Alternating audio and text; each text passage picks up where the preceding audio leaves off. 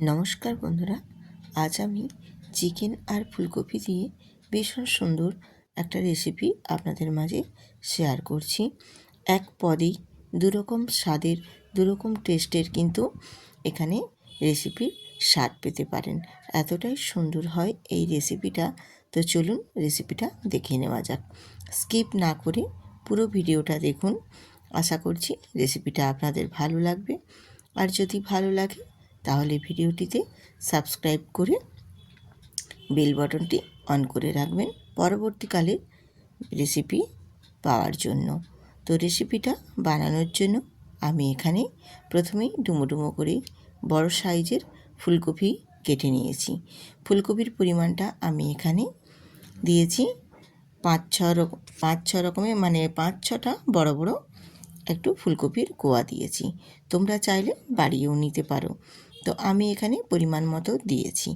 দিয়ে বেশ ভালো মতো একটু নুন দিয়ে হালকা করে ভাজা ভাজা করে নেব। আর ফুলকপিটা অতি অবশ্যই কিন্তু ভেজে নিতে হবে।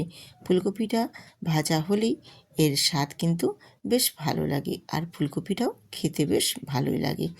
আর ফুলকপিটা ভেজে নেওয়ার সময় 5-7 মিনিট ধরে কিন্তু একটু সময় নিয়ে ভেজে নিতে হবে। তাহলে ফুলকপিগুলো বেশ লাল লাল করে সুন্দর করে ভাজা হয়ে যাবে। তো দেখছেন আমি ঠিক সময় নিয়ে 5-7 মিনিট ভেজে নিয়েছি ফুলকপিগুলো। আর ফুলকপিগুলো ভেজে নেওয়ার পর দেখো কালারটা কতটা সুন্দর হয়েছে। এই রকমভাবে ফুলকপিগুলো ভেজে নিলে ফুলকপির টেস্টটা কিন্তু ভীষণ সুন্দর আসে।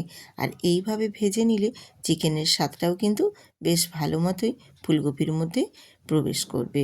তো এইভাবে আমি চিকেনগুলো সময় নিয়ে ভেজে নিয়েছি ফুলকপিগুলোকে বেশ সুন্দর করে। এরপর আমি এর মধ্যে 4 পিস আলু নিয়েছি। আলুটাও বেশ সুন্দর করে লাল লাল করে ভেজে নেব।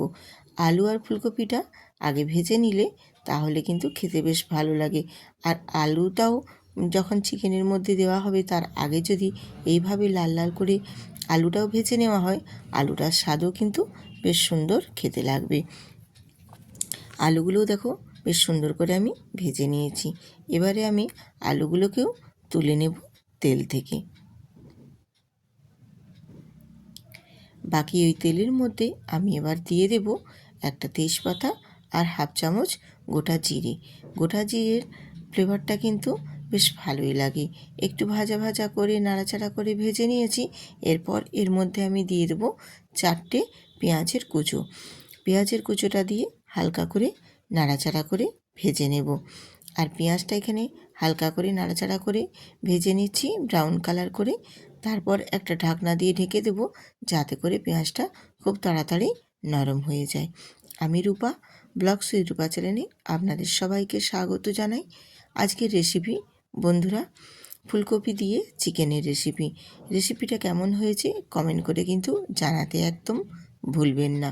আর রেসিপিটা কেমন হয়েছে যদি ভালো লাগে তাহলে ভিডিওটিতে একটি লাইক দিয়ে বন্ধুদের সাথে শেয়ার করে দেবেন, যেন আরও অন্যান্য নতুন বন্ধুরাও দেখার সুযোগ পাই। পেঁয়াজগুলো দেখো বেশ সুন্দর করে আমি ভেজে নিয়েছি। আর পেঁয়াজটা ঢেকে দেওয়ার ফলে অনেকটা নরমও হয়ে গেছে। এরপর আমি পেঁয়াজের মধ্যে স্বাদ মতো নুন দিয়ে দিলাম আর দিয়ে দিলাম রসুন বাটা। রসুন বাটা আর পেঁয়াজটা খুব ভালো করে আরেকবার আমি নাড়াচাড়া করে ভেজে নেব পেঁয়াজের কাঁচা গন্ধটা আর রসুনের কাঁচা গন্ধটা চলে যাওয়া পর্যন্ত। আর তারই ফাঁকে আমি এখানে নিয়েছি দেখো গোটা ধনে আর 4টে শুকনো লঙ্কা। এগুলোকে আমি শিলনোড়াতে খুব ভালো মতো পেস্ট বানিয়ে নেব। আর এখানে লঙ্কা পরিমাণটা যদি ঝালটা আরও বাড়াতে চাও সেক্ষেত্রে তোমরা আর একটু বাড়িয়ে নিতে পারো। তো দিয়ে দেখো আমার মশলাটা বাটা হয়ে গেছে। আমি এখানে দিয়ে দিলাম ধনে আর শুকনো লঙ্কার বাটা। এই রকম চিকেন আর ফুলকপির যে রেসিপিটা এর মধ্যে যদি মানে লঙ্কাটা বেটে দেওয়া হয় তাহলে কিন্তু ভীষণ সুন্দর টেস্ট হয়। আর গোটা ধনে গুঁড়ো দিলেও ভালো লাগে, কিন্তু তার থেকেও আরও বেশি ভালো লাগে যদি এরকম বেটে দেওয়া হয়। আবার শিলনোড়াতে যদি খুব সুন্দর করে মিহি পেস্ট করে বেটে দেওয়া হয় তাহলে কিন্তু এর স্বাদ আরও সুন্দর হয়।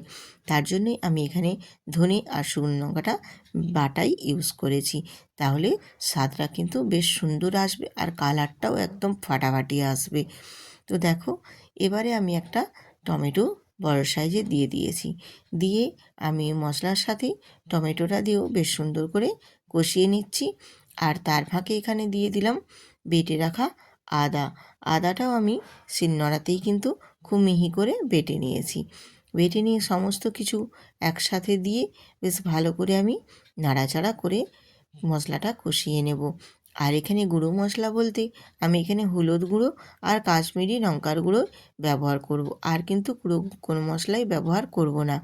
আর এখানে দিয়ে দিলাম একটু পরিমাণে বেশি দিয়ে কাসুরি মেথি দিয়ে বেশ সব কিছুটাই সুন্দর করে নাড়াচাড়া করে মশলাটা কিন্তু বেশ সুন্দর করে কষিয়ে নেব, মশলার গা থেকে যতক্ষণ না তেল রিলিজ হয়ে বেরিয়ে আসছে। ঠিক এইভাবে নাড়াচাড়া করে মশলাটা কষিয়ে নেব। আর মশলাটার থেকে এত সুন্দর একটা ঘ্রাণ বা এত সুন্দর একটা গন্ধ বেরিয়েছে, কি বলবো তোমাদের, এত সুন্দর একটা গন্ধ বেরিয়েছে, মানে মশলাটাই মনে হচ্ছে যেন খেয়ে নিই, ইউজ করে নিই, এতটাই সুন্দর হয়েছে। আর এইভাবে নাড়াচাড়া করে মশলা কষিয়ে নিলে মশলার কিন্তু স্বাদও ভীষণ সুন্দর হয়। আর দেখো মশলার থেকে তেলটাও খুব সুন্দরভাবে ছেড়ে বেরিয়ে এসেছে। আর মশলার কালারটাও দেখো কতটাই সুন্দর হয়েছে, একদম তেল রিলিজ হয়ে বেরিয়ে গেছে। এই পর্যায়ে আমি এখানে চিকেনটা অ্যাড করে দিলাম। আর আমি চিকেনটা আগে থেকেই খুব ভালো মতো ধুয়ে একটু নুন, লেবুর রস আর গোলমরিচের গুঁড়ো দিয়ে ভালো করে ম্যারিনেট করে রেখেছিলাম। এরপর আমি এখানে চিকেনটা মশলার সাথে অ্যাড করে দিলাম। দিয়ে চিকেনটাও মশলার সাথে খুব ভালো মতো কষিয়ে নেব। আর চিকেনটা যত মশলার সাথে ভালো মতো কষানো হবে, চিকেনের স্বাদটা কিন্তু ততটাই সুন্দর আসবে। আর এই মশলার যে স্বাদ বা ঘ্রাণ সমস্ত কিছুটাই চিকেনের মধ্যে ঢুকবে, আর চিকেনটাও কিন্তু খেতে ভীষণ সুন্দর লাগবে। নুনের পরিমাণ, লঙ্কার পরিমাণ, তেলের পরিমাণ সমস্ত কিছুটাই চিকেনের সাথে যখনই সমস্ত কিছু মিশে যাবে, চিকেনের স্বাদটা কিন্তু খুব সুন্দর আসবে। এইভাবে দেখো আমি চিকেনটা কষিয়ে নিয়েছি। এরপর একটা ঢাকনা দিয়ে ঢেকে দেব, যাতে করে চিকেনটা খুব ভালো মতো তাড়াতাড়ি নরম হয়ে যায়। আর চিকেনটা যেহেতু একটু ঢেকে দিয়েছিলাম, সেক্ষেত্রে কিন্তু এখানে পরিমাণে জল বেরিয়েছে। এবার এই জলটাকেই আমি আরেকটু শুকনো শুকনো করে কষিয়ে নেব। বারবার একটু ঢেকে দিলে চিকেনটা খুব তাড়াতাড়ি কিন্তু নরম হয়ে যাবে। আর চিকেনটা যত তাড়াতাড়ি নরম হয়ে যাবে, রান্নাটাও খুবই তাড়াতাড়ি হয়ে যাবে। তার জন্য একটু আমি এখানে ঢেকে ঢেকে করছি। তোমরা চাইলে ঢাকনাটা দিতেও পারো, আবার নাও দিতে পারো। এইভাবে আমি নাড়াচাড়া করে মশলাটা চিকেনের সাথে খুব ভালো মতো দেখো কষিয়ে শুকনো শুকনো করে বেশ কষিয়ে নিয়েছি। এরপর আমি দিয়ে দিলাম এখানে 2 বাটি পরিমাণে জল দিয়েছি। খুব বেশি জল দেব না, কারণ আমি এখানে এটা খুব ঝোল করব না, একটু গ্রেভি গ্রেভি থাকবে সেই মতো করব। এই ফুলকপি দিয়ে চিকেন দিয়ে রান্নাটা করলে কিন্তু খুব বেশি পাতলা ঝোল হলে ভালো লাগবে না। তার জন্য আমি এখানে একটু গামাখা গ্রেভি রাখবো, সেক্ষেত্রে সেই মতো এখানে জলের ব্যবহারটা করেছি। এবারে আমি ভেজে রাখা ফুলকপিটাও দিয়ে দিলাম। দিয়ে বেশ একটু নাড়াচাড়া করে নিয়ে আবারও আমি একটা ঢাকনা দিয়ে ঢেকে সমস্ত কিছু খুব ভালো মতো একটু ফুটিয়ে নেব। তাহলে সমস্ত কিছু একদম সব সেদ্ধ হয়ে বেশ ভালো মতোই রেডি হয়ে যাবে।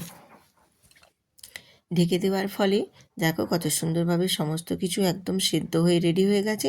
আর চারপাশ থেকে কেমন তেলও ছেড়ে বেরিয়ে গেছে।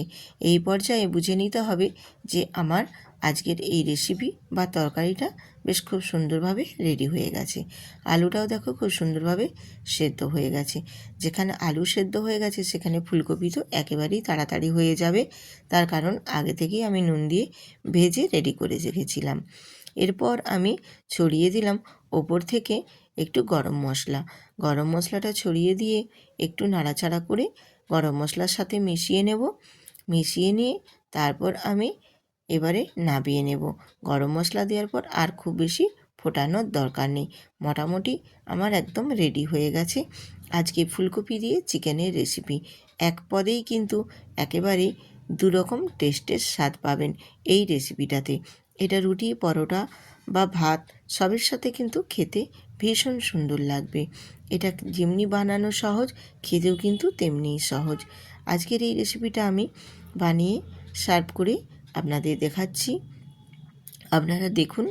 আশা করছি আজকের এই রেসিপিটা আপনাদের খুবই ভালো লাগবে। আর যেসব বন্ধুরা আজকে আমার নতুন ভিডিওটিতে ভিজিট করেছেন তারা সাবস্ক্রাইব করে বেল আইকনটি প্রেস করে দেবেন, তাহলেই নিত্য নতুন রেসিপি দেওয়া মাত্রই পৌঁছে যাবে আপনাদের কাছে। আর পুরনো বন্ধুদের অসংখ্য ধন্যবাদ, যারা আমার প্রত্যেকটা ভিডিওতে আমার এইভাবেই পাশে থেকে আমাকে এগিয়ে যেতে সাহায্য করেছে। তো আজকের কেমন হয়েছে বন্ধুরা কমেন্ট করে জানাতে কিন্তু একদম ভুলবেন না আজকের রেসিপি কেমন হলো। আবার আসবো আরেকটা নতুন রেসিপি নিয়ে, ততক্ষণ সুস্থ থাকো, ভালো থাকো। আবার আসবো আরেকটা রেসিপি নিয়ে। টাটা।